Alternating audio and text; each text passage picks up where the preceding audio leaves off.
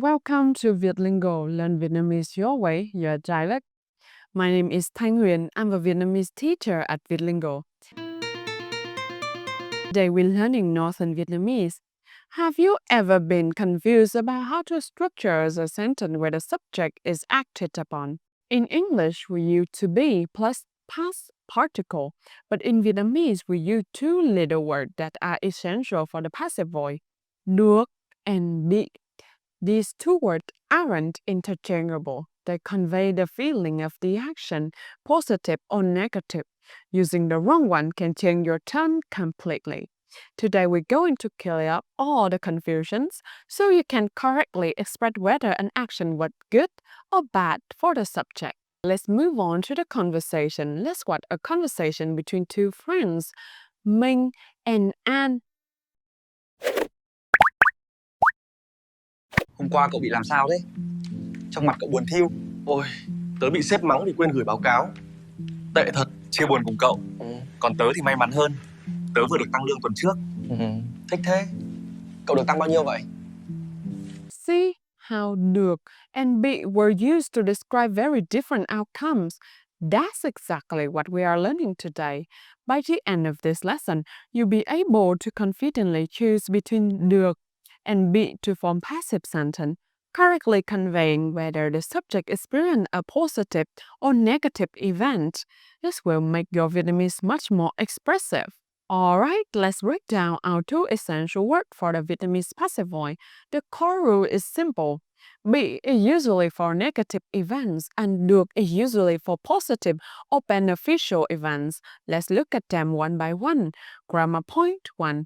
Bị, the negative passive. Bị is the word you use to signal that the subject experienced an unwanted, negative, or unfortunate action. Subject plus bị plus verb.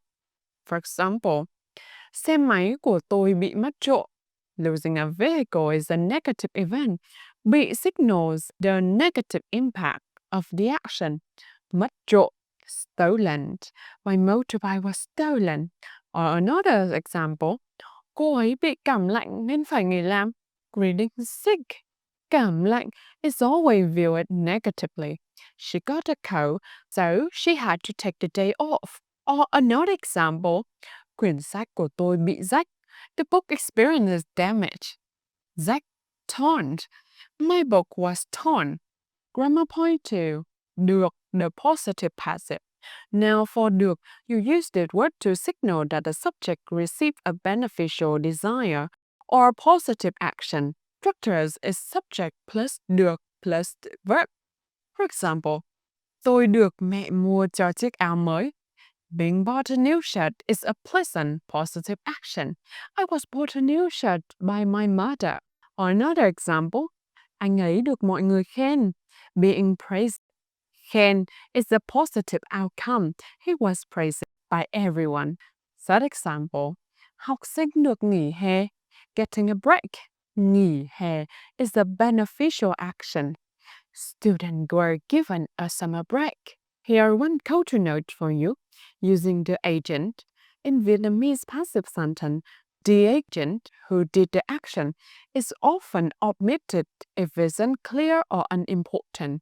However, if you include the agent, it must be placed directly between được, bị, and the main verb. Example with agent. Tôi được sếp, the agent, tăng lương. I was given a raise by the boss.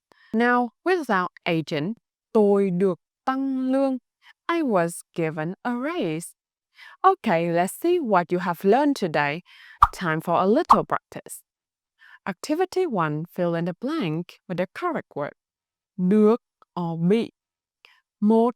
Anh ta. Tai nạn giao thông hôm qua.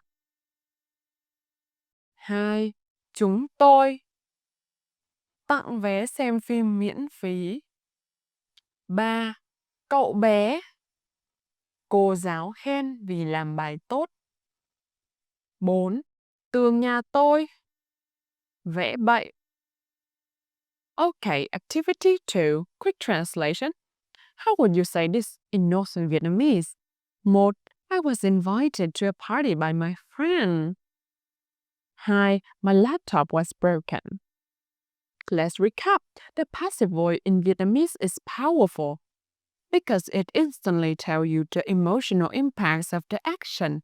Use bị for negative or unfortunate actions and use được for positive or beneficial actions. That's the key takeaway for today. Practice this with your friends or teacher today. Try describing something good that happened to you last week using được. You get the hang of it in no time. If you enjoyed the lesson, please give it a little like, share with your friends, and subscribe for more Vietnamese lessons from Vietlingo. We'd love to have you in our community. Thank you for watching. Cảm ơn, xin chào và hẹn gặp lại. That's the end of today's lesson. Thank you so much for watching and learning Vietnamese with us. If you'd like to experience our teaching style in person, we'd love to invite you to a 30-minute free trial lesson with one of our experienced Vietlingo teachers. Just scan the QR code and book your spot. We've helped thousands of learners around the world speak Vietnamese with confidence, and we can help you too.